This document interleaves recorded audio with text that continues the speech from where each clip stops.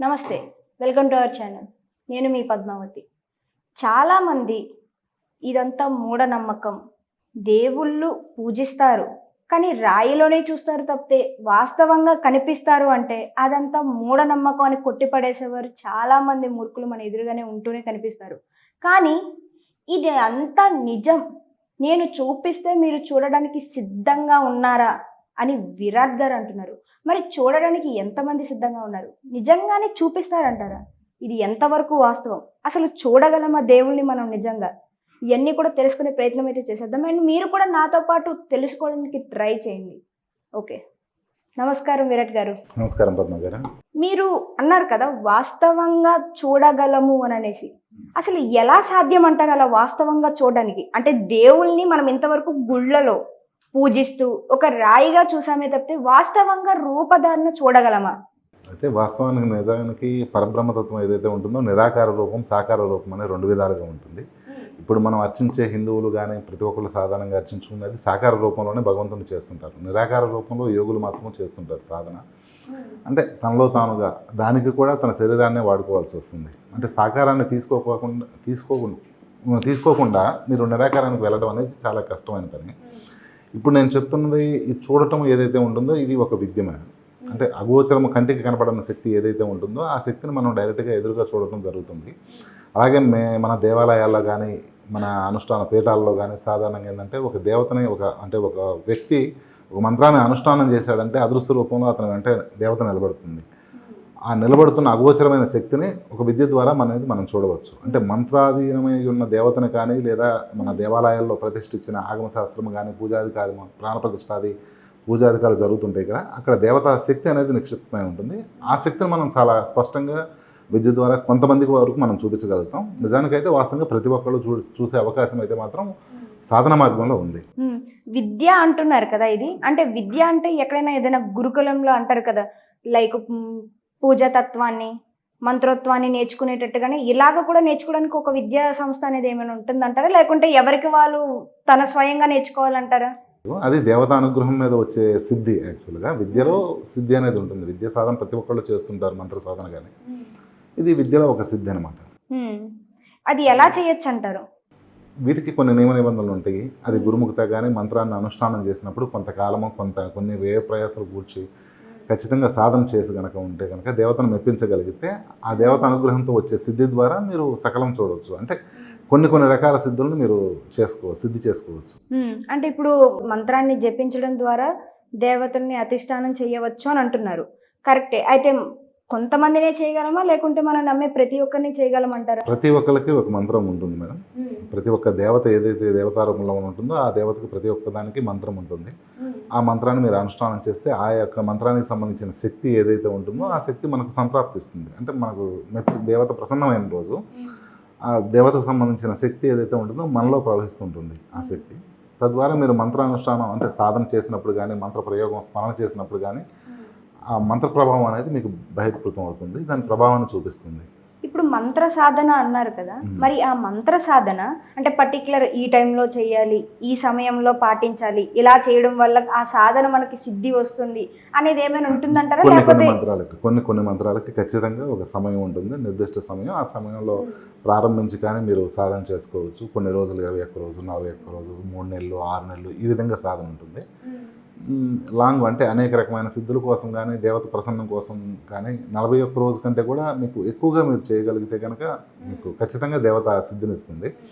అదేవిధంగా నియమ నిబంధనలు ఉంటాయి కదా, సాధనకు సంబంధించిన నియమ నిబంధనలు పాటిస్తే కనుక ఎవరైనా సరే మీరు సిద్ధి చేసుకోవచ్చు. అది గురు అనుగ్రహం. అంటే గురువు పక్కన ఉండే గైడెన్స్ కనుక ఇవ్వగలిగి గురు అనుగ్రహం ద్వారా గురుముఖత కానీ మంత్రం తీసుకోగలిగితే కనుక డెఫినెట్లీ 100కి 200% మీరు మంత్ర సిద్ధి చేసుకోవచ్చు. అయితే ఆ దేవతని ఎవరైతే గురువు ఉన్నారో దాన్ని వాళ్ళు సిద్ధి చేసుకుని ఉంటే కనుక ఖచ్చితంగా మీకు వచ్చేస్తుంది. అది వేరే డౌట్ పడాల్సిన అవసరం అయితే లేదు, 100% అది వస్తుంది.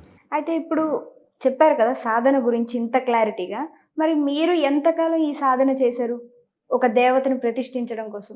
లేదు, నాది కంప్లీట్ అయిపోయి 20 years అవుతుంది. 20 years. నేను 2005లో నేను హనుమాన్ సిద్ధి అయిపోయింది ఎండింగ్లో. నేను తర్వాత నిత్యం అనుష్ఠానం చేసుకుంటూ ఉండేవాడిని. అంటే సిద్ధి అయ్యింది లేదా దాన్ని ఏదో చేద్దాము అనే ఉద్దేశం నాకైతే ఏం లేదు. మామూలుగా నిత్య అనుష్ఠానం అనేది జరిగిపోతూ ఉంటుంది. ఇప్పుడు ఏంటంటే ఒక సంకల్పం మీద ఆయన టెంపుల్ కన్స్ట్రక్షన్ కోసం ఏదైతే వచ్చామో దానికోసం మనం మాత్రమే మేము ఇప్పుడు బయటికి రావడం జరుగుతుంది. స్వామి కార్యం మీదే వచ్చాము బయటికి. సో స్వామి కార్యం మీద వచ్చారు. ఓకే, ఇదంతా మనం తర్వాత మాట్లాడుకుందాం. అండ్ ఇంట్రెస్టింగ్ పాయింట్, ఎవరైనా చూడాలి అని అనుకుంటే, ఏ దేవుణ్ణి అయితే చూడాలనుకుంటున్నారో వాళ్ళని చూడాలి అనుకుంటే మీరు చూడడమే కాకుండా అవతల వాళ్ళకి కూడా చూపిస్తారు అని అనేసి అంటున్నారు. విరాట్ గారు, ఇది సాధ్యమే అంటారా? అంటే మంత్రం జపించింది నేర్చుకుంది మీరు కాబట్టి మీరు చూడగలరు అంటే ఒక అర్థం ఉంది. మరి చూడాలి అనుకునే వాళ్ళకు కూడా మీరు చూపించగలరు అని అంటున్నారంటే ఇది ఎంతవరకు సాధ్యమవుతుంది అసలు? అది విద్య అని చెప్పాం కదా. విద్య మనం చూడటమే కాదు, పక్కవారికి అంటే ఎదుటివారికి కూడా ఆ మంత్ర ప్రభావాన్ని చూపించవచ్చు. ఇది కొంతమందికి మాత్రము పాసిబుల్ అవుతుంది. అలాగే విద్య ద్వారా అయితే మాత్రము ప్రతి ఒక్కరికి, అంటే ఫర్ ఎగ్జాంపుల్ ఇప్పుడు నేను ఒక మంత్రాన్ని మీకు ఇవ్వగలిగితే కనుక, మీరు అనుష్ఠానం చేయగలిగితే, నేను చెప్పిన విధి విధానాలు కనుక ఖచ్చితంగా మీకు దేవతా దర్శనం ఉంటుంది. అయితే మీకు సాధారణంగా ఏం జరుగుతుందంటే కొన్ని సెకండ్లు మాత్రమే, అంటే 4 సెకండ్ల నుంచి ఒక 10-15 సెకండ్ల వరకు మీరు దేవతను దర్శనం చేసుకోగలుగుతారు. అంతవరకు మాత్రమే. అంటే దేవత వచ్చేసి బాగున్నావా, టిఫిన్ చేసావా అని అట్లాంటిది ఏమి ఉండదు. అసలు మాట్లాడటం కూడా జరగదు అనమాట. ఫస్ట్ స్టార్టింగ్లో వచ్చేసరికి మంత్ర సాధన సిద్ధి సమయంలో జరిగేది ఇది. దేవత దర్శనం మాత్రం ఇస్తుంది. తర్వాత అనుష్ఠానం మీద వచ్చేసరికి స్వప్న దర్శనం కానీ, వాళ్ళు ఏదైనా చెప్పవలసి వచ్చినప్పుడు కానీ, లేదా బుద్ధిని ప్రేరేపించడం కానీ ఇలాంటివి జరుగుతూ ఉంటాయి. మనం నిత్యానుష్ఠానంలో వెళ్ళిపోవాలి. అది సిద్ధులు వచ్చినాయి అనేసి అలాంటిది ఏం లేదు. భగవంతుని నమ్మి చేస్తున్నాము, మన సద్గతికి కానీ జ్ఞానం కోసం మాత్రం చేయవచ్చు. అంటే సాధకులకి 2 రకాలుగా వస్తుంది. కామ్యం కోసం చేసేవాళ్ళు ఉంటారు, జ్ఞానం కోసం నమ్మి భగవంతుని ఆరాధించి నాకు సద్గతిగా ప్రాప్తించేటట్లుగా అనేసి భగవంతుని ప్రార్థన చేసేవాళ్ళు ఉంటారు. ఇందులో 2 రకాల్లో వాళ్ళ అభిప్రాయాలు బట్టి, వాళ్ళ మనస్తత్వాలు బట్టి మాత్రం వాళ్ళు సాధన చేసుకుంటూ వెళ్ళిపోతుంటారు. ఇప్పుడు అయితే ఇందాక మీకు చెప్పిన విధంగా కొంతమందికి మాత్రము విద్య ద్వారా మాత్రం, అంటే విద్య ద్వారా సంప్రాప్తించిన ఏ హనుమాన్ శక్తి ఉందో ఆ శక్తి ద్వారా కొంతమందికి మాత్రం ప్రత్యక్షంగా చూడవచ్చు. దానికి అది గత వీడియోలో కూడా నేను చెప్పున్నాను చాలా క్లారిటీగా. మన జర్నలిస్టులు కొంతమంది వచ్చారు, వాళ్ళకి చూపించడం కూడా జరిగింది డైరెక్ట్గానే. అంటే కొన్ని లక్షణాలు ఉంటే మాత్రం చూపించవచ్చు ఖచ్చితంగా. అలా కాకుండా ప్రతి ఒక్కళ్ళకి అంటే మాత్రము ఉన్నది ఒకే ఒక ఆప్షను సాధనా మార్గం. మీరు మంత్రం తీసుకోగలిగి మీరు సాధన చేయగలిగితే కనుక, లేదా నేను చెప్పిన విధానంలో మీరు ఏ గురువు దగ్గర తీసుకున్నా కానీ అదే విధంగా మీరు చేయగలిగితే సాధన, ఖచ్చితంగా మీరు దేవతను అనేది దర్శనం చేసుకోగలుగుతారు. అంటే ఆ దేవతా శక్తిని మీరు అనుభవించగలుగుతారు. అంటే స్వప్న విద్య ద్వారా కానీ, లేకపోతే సాధనా సమయంలో వచ్చే దర్శనం ద్వారా కానీ చేయగలుగుతారు. విరాట్ గారు, కొంతమంది పర్సన్స్ మాత్రమే చూడగలరు, కొన్ని క్వాలిటీస్ అని అంటున్నారు కదా, అంటే ఏ క్వాలిటీస్ ఉన్న వాళ్ళు చూడగలరు? చూసే వాళ్ళకి కూడా తెలుసుకోవాలన్న క్యూరియాసిటీ ఉంటుంది కదా, ఇలాంటి క్వాలిటీస్ అంటున్నారు అని అనేసి. ఎటువంటి వీళ్ళతో క్వాలిటీస్ వచ్చేసరికి చాలా మంది చూపించవచ్చు మేడం. అంటే మన పిల్లలు వాళ్ళు కానీ, కౌలు పిల్లలు, అంటే పిల్లలు కాదు, ట్విన్స్ పెద్దవాళ్ళు అయినా సరే, ఎదురుగాలు పుట్టిన వాళ్ళు అనేది అమావాస్య తిథి, తులారాశి సంబంధించిన వాళ్ళు కానీ, కొన్ని వాళ్ళకి మాత్రము మనము ప్రత్యక్షంగా మనం ప్రత్యక్షంగా చూపించవచ్చు. అలాంటి వాళ్ళకి మనం ప్రత్యక్షంగా కాకపోయినా అంటే ఫోన్ కాంటాక్టింగ్లో ఉన్నా కానీ చూపించవచ్చు. అది చాలా మందికి జరిగింది, చేసి చూపించింది. అది విరాట్ గారు, ఒకవేళ నిజంగా అలాంటి పర్సన్ని తీసుకొస్తే మీరు మంత్రోజపం చేసి ఆ దేవతని అధిష్టానం చేయగలిగితే తీసుకొచ్చిన పర్సన్ మాత్రమే చూస్తారా, లేకుంటే వారితో పాటు వారి వెనకాతలు వచ్చిన వాళ్ళు కూడా కనిపిస్తారంటారా? తీసుకున్న పర్సన్ వరకు మాత్రం ఎలిజిబుల్ ఉంటుంది. అయితే ప్రతి ఒక్క పర్సన్కి ఎలిజిబుల్ ఉంది, కనిపించే అవకాశం అయితే లేకపోలేదు. మంత్రశాస్త్రంలో ఖచ్చితంగా ఉంది. కొన్ని జరుగుతూ ఉన్నవి, అవి ఖచ్చితంగా అయిన రోజు మాత్రం డెఫినెట్లీగా ప్రతి ఒక్కరికి, అంటే నేను అనేది దాన్ని ఏదో వేరే శక్తి గురించి లేదా ప్రకటితం చేసుకోవాలి అనేది నేనేం అంటలేదు. కాకపోతే విద్య అనేది ఉన్నది, మీరు సాధన మార్గంలో మీరు వెళ్ళండి అని మాత్రమే నేను చెప్తున్నాను. అంటే ఇప్పటి వరకు ఉందా లేదా అనేసి చాలామంది చాలా డౌట్స్తో ఉంటారు. భగవంతుని ఆరాధిస్తున్నాము, ఏదైనా ఆర్గ్యుమెంట్ జరిగినప్పుడు ఉన్నాడా అంటే వీళ్ళు తెలియని పరిస్థితిలో ఉంటారు చాలామంది. కానీ అదే మీకు ప్రమాణం, దేవుడికి ప్రామాణికం ఏంటి అనేసి చాలామంది అడుగుతుంటారు. కానీ ప్రామాణికానికి నిలబడగలిగేది ఒకే ఒక్కటి ఉన్నది, విద్య. అది కూడా పరబ్రహ్మ రూపంగా ఆయన ఉన్న రూపాల్లో అది కూడా విద్యను కూడా తీసుకుంటారు కదా. ఈశాన సర్వ విద్యానం అన్నారు కదా. మరి విరాట్ గారు, ఎవరికైనా ఈ విద్య నేర్చుకోవాలి అని క్యూరియాసిటీ ఉంది, మేము కూడా నేర్చుకుంటాము అంటే వాళ్ళకి మీరు సహాయం చేస్తారా నేర్చుకోవడానికి? దీనికంటే ముందు ఇవి చేయాలంటే ముందు చేయాల్సినవి కొన్ని చాలా ఉంటాయి. మీరు ఆ సాధనలు కంప్లీట్ చేసుకున్నాక మాత్రమే ఇది వస్తుంది. ఇది భక్తితో కూడుకున్నది, కొన్ని వ్యయప్రాసాలతో కూడుకున్నది అనమాట. సో ముందు సాధనలు చాలా ఉన్నవి, అవి కంప్లీట్ అయిన తర్వాత మాత్రమే ఈ సిద్ధులు వస్తుంది. అసలు మీరు ఎలా స్టార్ట్ చేశారు ఇది? అంటే ఎవ్వరికి రాని ఆలోచన మీకు ఎలా వచ్చింది? ఇలాగ సాధన చేసి ఇలా దేవుణ్ణి ప్రతిష్ఠించవచ్చు, చూడవచ్చు ఏంటంటే నేను సంకల్పం ఏముండదు మేడం. పూజా కార్యక్రమాలు చాలా మంది ఏంటంటే అది మిస్టేక్ అనేం కాదు, అది వాళ్ళ కామ్యాల కోసం పూజా కార్యక్రమాలు మంత్రజపం చేసేటప్పుడు సంకల్పం చేస్తుంటారు. అంటే నాకు పలానా పనికి అనేసి మంత్రజపం చేసి ఆరాధన చేస్తుంటారు ఆకరణ. అవి అలా వృధా అయిపోతుంటాయి. వాస్తవానికి నేనైతే భగవంతుని వేసి హనుమాన్ దేవత ప్రీత్యర్థమో లేదా పరమేశ్వర దేవత ప్రీత్యర్థం అని మాత్రమే చెప్పేసి నమస్కారం చేసుకుని పూజ అర్చన కార్యక్రమాలు అది ఎంత జపమైనా సరే మొత్తం అన్నీ కంప్లీట్ చేసి ఆయనకి దారదత్తం చేసి నమస్కారం చేసుకొని నేను బయటకు వచ్చేస్తుంటాను.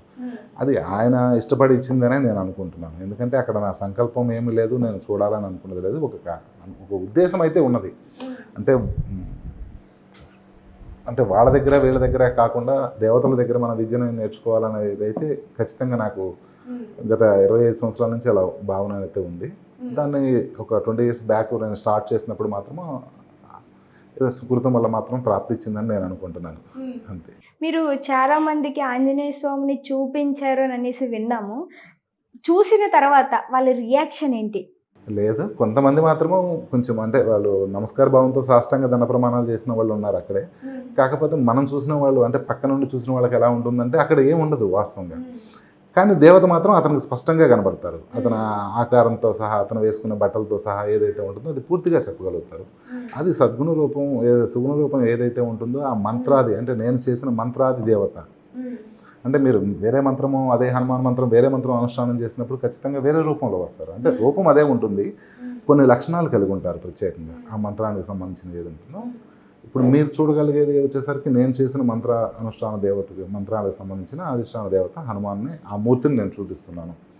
అలాగే బ్రహ్మంగారిని వాళ్ళు చూసిన వాళ్ళు ఉన్నారు. అంటే మనం రియల్గా ఎలా అయితే చూసామో అలాగైతే ఉండరు ఆయన. అలాగే కాళీమాత. అంటే ఎలా ఉంటారంటారు? మేము చూడలే కదా. అంటే మనము సపోజ్ ఇక్కడ మనం క్లారిటీగా నేను గతంలో కొన్ని వేరే వేరే ప్లేసుల్లో చూపించిన వాళ్ళకి మాత్రము ఆరు బయట మనం చూపించినప్పుడు 25 feet వరకు ఉన్నారు. మనకు అంటే హౌస్లు ఇట్లాంటి ఆఫీస్లో కానీ ఇట్లా చూపించినప్పుడు ఫ్లోర్ ఎత్తు వరకు ఉంటారు. ఒక 8 అడుగుల రేంజ్లో అట్లా వస్తుంటారు. కొంచెం ఆకారం పెద్దగా ఉంటుంది. అది మనం వాళ్ళు చెప్తే నేను చాలా క్లారిటీగా ఉంది. అంటే మీకు సాధనలో ఎలా ఉంటుందంటే మనం సాధన చేసినా చూడవచ్చు అని ఇందాక చెప్పున్నాను. మనం కొన్ని సెకండ్స్ మాత్రమే ఉంటుంది. బట్ ఈ విద్య ద్వారా వీళ్ళ వరకు ఎలా ఉంటుందంటే ఒక 15 minutes అయినా సరే, ఒక ½ hour అయినా సరే వాళ్ళు స్పష్టంగా చూడగలుగుతారు. వాళ్ళు అంటే మాట్లాడగలుగుతారు అంటారా? నేను ఉపసంహరణ చేసే వరకు ఆ దృష్టి ఉంటుంది. నేను ఉపసంహరణ ఎప్పుడైతే చేస్తానో